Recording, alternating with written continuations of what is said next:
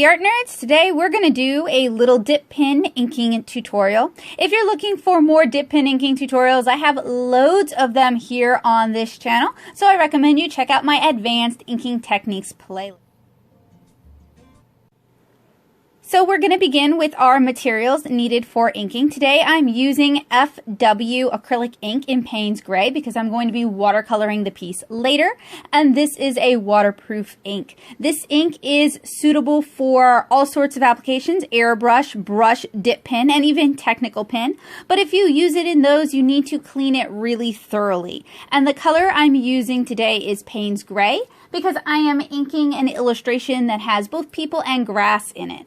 The next thing we're going to use today is a dip pen. This is a caged G Nib. Caged means someone soldered a tiny little spring into it, and that actually increases the ink capacity of this dip pen greatly. And I purchased this from Paper and Ink Arts. They're kind of the only place I know of where you could get a caged dip pen, and I will put a link in the description down below. We're also using Dinky Dips. These are teensy tiny little pots to hold your ink, and they really do help prevent spilling, and they help prevent waste. And you can get those on Paper and Ink Arts as well. So the FW acrylic ink does have an eyedropper. My eyedropper does still work, but the ink level in this is so low that I'm actually going to use this additional little plastic eyedropper to put a little bit of ink in my Dinky Dip pot.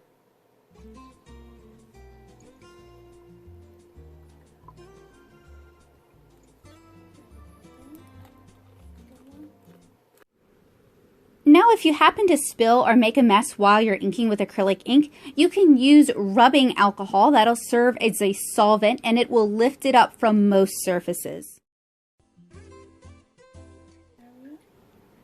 You're also going to need a cup of clean water and a sheet of scratch paper. So I have here a sheet of cardstock, and what I'm going to do is I'm going to just do a few warm up doodles, and this is important because it's going to help prime the nib, and it's also going to help prime my hand.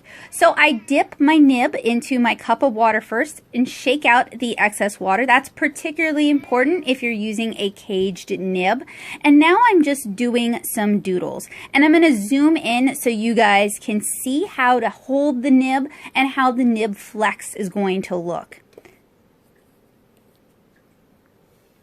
So this is our cage nib. You can see it's actually holding quite a bit of ink, and it's also going to help prevent dripping. So if you have a problem with your nib dripping when you're inking, a cage nib could be a good solution for you.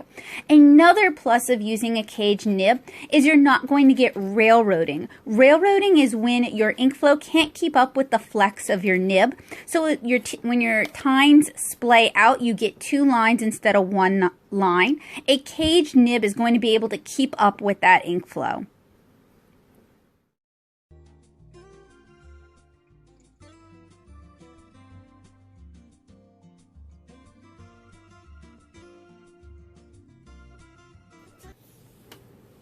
So if you're new to dip pens, I highly encourage you to just kind of noodle around and get comfortable with your nib. Honestly, if you're new to a new type of nib, or if you're just starting inking for that day, this is a great way to kind of warm up and get comfortable using a nib again. And the holder I'm using is a Tachikawa nib holder, and I love this holder. It's got a comfortable grip, it's wide enough that it doesn't affect my arthritis, and it can hold very small nibs like mapping and croquill, as well as larger nibs. Alright, so this is the piece that I want to ink today. I already penciled the illustration. You guys might remember this piece from the video where I demonstrate whether or not one can print blue lines onto the Canson artboard. And I am inking on Canson's Montval artboard, and I actually have a full review for that product coming up soon. I just wanted to try doing different things on the different artboards, and inking with a dip pen was one of them. So I begin with the items in the foreground. So we're starting with the Clover, and then I'm going to work my way up. And you guys are going to see me rotate the heck out of this illustration. And the reason I do that is, one, to avoid still wet ink. When you ink with a dip pen, it puts down a lot of ink onto your paper, more so than a brush. It kind of deposits the ink. So it's going to stay wet longer, even if you're working on a thirstier paper. And two, I'm trying to find the angle that is best for my wrist to pull the line I'm trying to pull. So I recommend that you rotate your paper as necessary, and the more you ink, the more comfortable you're going to be doing this. So we have our Clovers inked down in the foreground. Next, I'm going to ink the mouse and the girl. So with the mouse, I wanted to use really delicate fur-like strokes rather than a strong outline. So you guys are going to see I'm using lots of lighter, delicate strokes in order to ink the mouse's fur. One of the reasons I really like G Nibs is G Nibs are kind of a good all-rounder. They're very flexible, so you can get a lot of line weight variation, but they're also capable of pulling very delicate strokes. And just generally, of all the nibs that I've reviewed, and I've reviewed quite a few of them, it's one of the least finicky nibs to use. So if you are new to inking with a dip pen, I recommend you use a G Nib. I know a lot of schools and exercises start you off with Croquill. I actually found Croquill to be very, very finicky. G Nib was much easier for me to use. And as I said earlier in the video, I purchased this caged G Nib from Paper and Ink Arts for about $5. Now this might seem like a lot of money, and it kind of is, but if you take good care of your nibs, if you clean them, if you care for them, if you don't allow the ink to just dry up and get all crusty on them, then they're going to last you a really long time. If I'd purchased a gold G Nib, it would last even longer.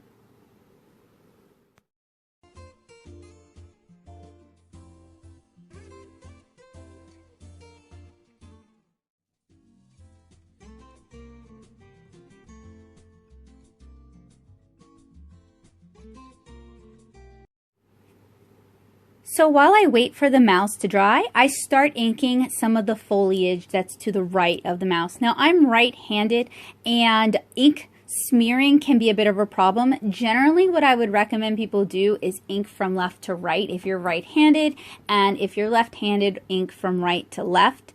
But I sort of just started with foreground and then worked my way to the background, which is another good way to think about developing pieces and inking your art.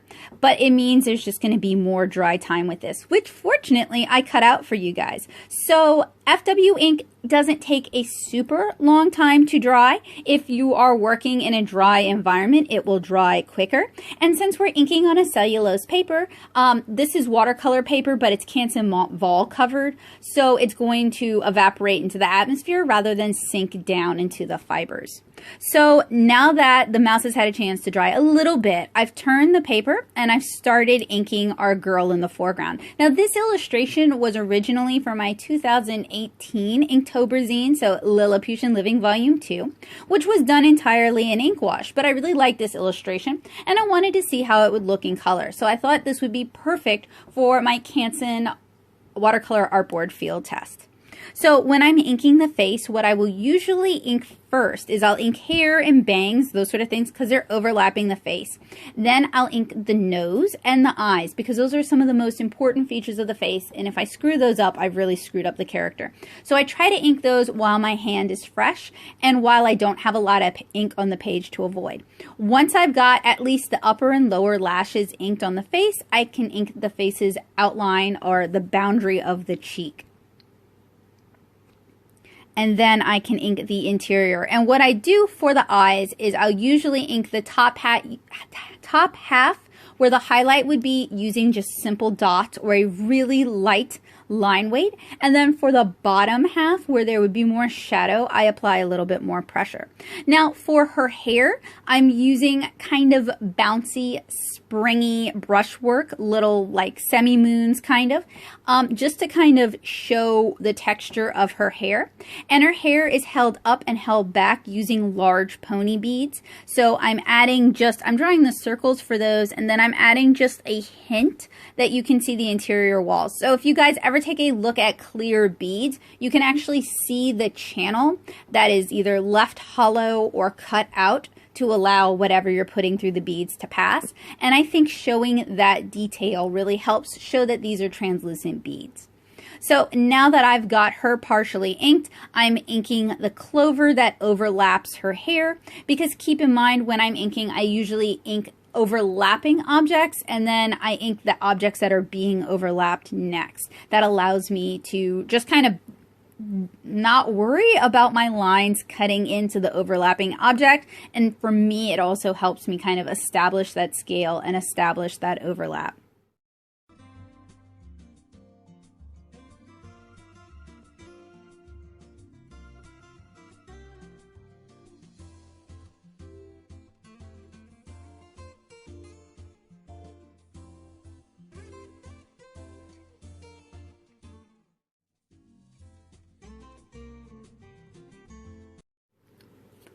So now that I've got her inked, I can ink the foliage between her and the mouse.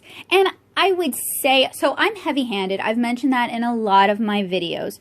I would say I'm using a fairly light hand when I'm inking these, but I've seen some artists use really, really delicate line weights with a G Nib, so I think they must have a lighter hand. So when I'm saying I'm using a light pressure, but I'm heavy-handed, it's probably medium pressure. And I tend to bear down, especially on curved lines like the lines on the grass. I tend to bear down more as I'm pulling downwards.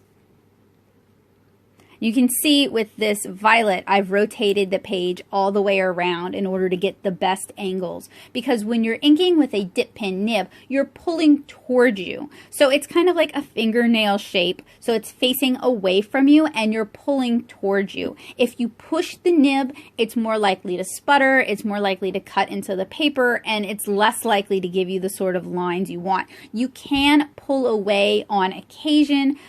If you wanted to do really fine cross-hatching, I actually will pull to the side. But generally, if you're doing something with variable line weight, you're going to pull your nib towards you.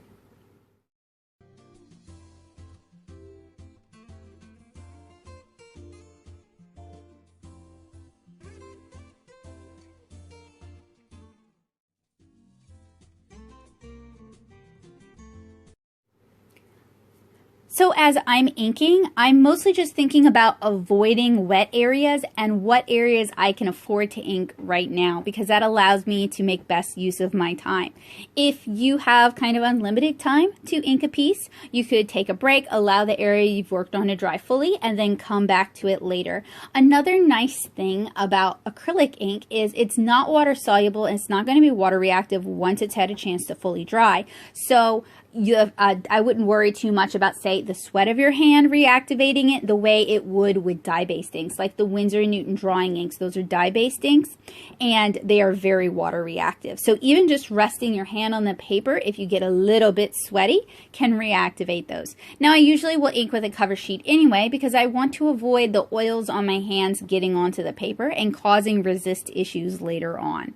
So now that the sort of surrounding blades of grass have been inked, and I ink those very simply, they're just 2 lines, and one of the tricks I learned for drawing a straight line or pulling a straight line when you're inking is fix your eye on where you want the line to end and pull towards that. So don't really worry too much about perfection.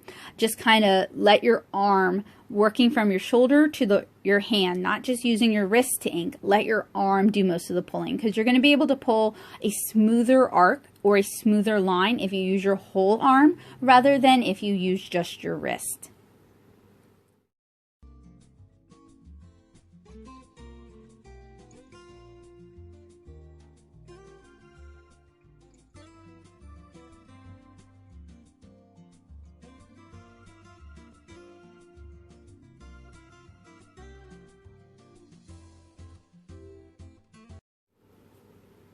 So inking the clover blossoms, I waited until everything else had kind of a chance to dry, and I basically ink it as 2 ellipses that connect at the top, and sometimes I leave the top open and just kind of ink it with a single dot to imply light hitting the forms. So for this piece, because I want to watercolor it later, I didn't really do a lot of heavy fills or spot blacks. If you wanted to fill a large area with ink, I would recommend switching over to a brush and just filling it in with that, rather than trying to do it with a dip pen nib, because you're going to end up tearing the surface of the paper. So with dip pens, you're working with ink which is wet.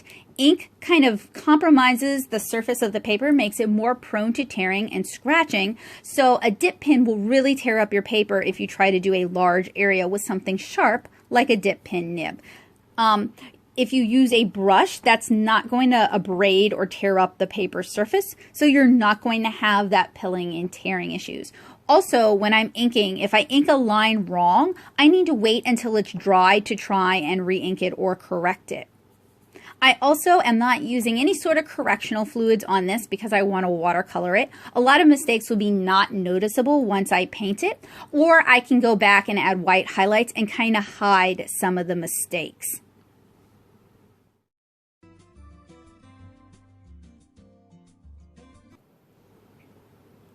So now that this piece is inked, I'm going to allow it to dry for 24 hours, and then I'm going to erase my pencil lines underneath. Thank you guys so much for watching. I hope this tutorial was helpful, useful, and informative for you guys. Hopefully I've inspired you to try inking with a dip pen nib. I hope you will check out the upcoming Canson watercolor artboard tutorial. And if you like what I do and you'd like to see more of it, make sure you hit subscribe and click the bell notification so you never miss an update. Thank you guys so much for watching. It was a joy sharing with this with you guys, and I hope to see you guys again really soon. Bye guys!